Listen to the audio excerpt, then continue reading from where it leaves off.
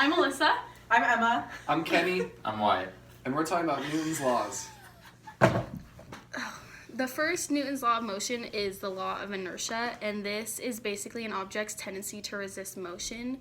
The textbook definition is an object that remains at rest or in motion will remain in motion at a constant velocity unless acted on by a net external force.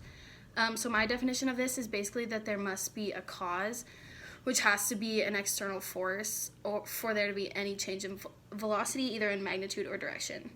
How I remember this is that the law is literally called law of inertia, and the definition of of inertia is the tendency to do nothing or to remain unchanged. So that makes it kind of self-explanatory when you think about it. So an example of this would be an object sliding across the table. This object will slow down due to net force of friction on the table, but then on the other hand, an air hockey table, the air keeps the hockey puck from touching the table, so there's no net force acting on it, but if it runs into the side of a table or something, it's going to stop because there is a force. All right, so Newton's second law of motion is the law of acceleration, and this is also known as the law of momentum. The definition that was given is an object's acceleration is proportional to the resultant force that's going in the same direction, which is the same as directly proportionate to the magnitude of the net force that's also going in the same direction, and then it's inversely proportional to the mass.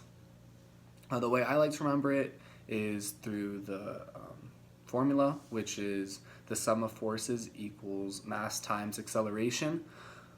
It's just easier for me to think of it that way, and a way to think about it in real life is if you have a grocery cart and you're pushing it down a grocery store and it's full of groceries, then you're going to have to put more force onto it to get it going, where if it was empty and you were trying to push it, you'd use less force and it would move or accelerate faster.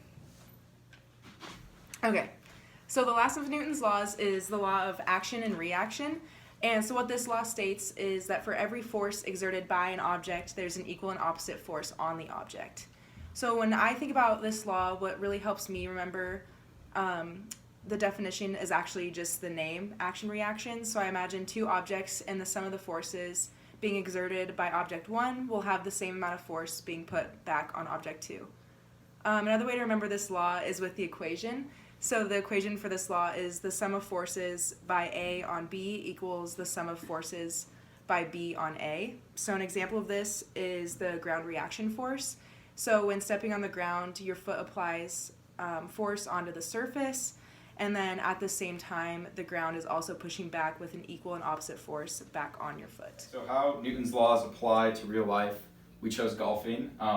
So first we're starting with the driver, and as you can see, she's a lot further away from the ball than a smaller club, and that's just because the head of it's bigger and it's a longer club. So as she starts to go back, she'll get to the maximum point, and this is the most potential she will have in the swing. Generally with the driver, you come more around, so that way you can get to the ball in the proper time, and so you don't chop it down into the ground. As she comes back forward and makes contact with the ball, before she hits it at all, the object that's sitting here will not move until she hits it, obviously. And then once she hits it, it'll stay in motion until something else touches it or there's some other sort of friction. And then with the drivers too, when it hits, the driver wall or the front head of it will start to curve in a little bit to absorb the ball into the club. And that'll make it so that the reaction to the club will sort of trampoline it off as she goes. And then when she finishes her swing, the ball should have a proper flight that goes straight and forward. All right, so the next club we're working with is just a putter. As you can see, she's a lot closer to the ball, and the club is a lot more rigid. Doesn't have as much bend as the driver does, and she stands more over it.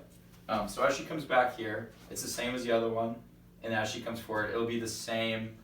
The ball will not move at all until she makes contact with it.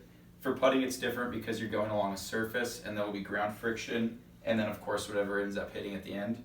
So she does a real swing here.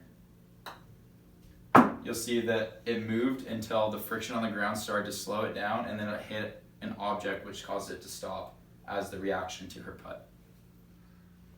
To recap, the three laws are the law of inertia, the law of acceleration, and the law of action-reaction, and how we relate them to the real world. Thanks for watching.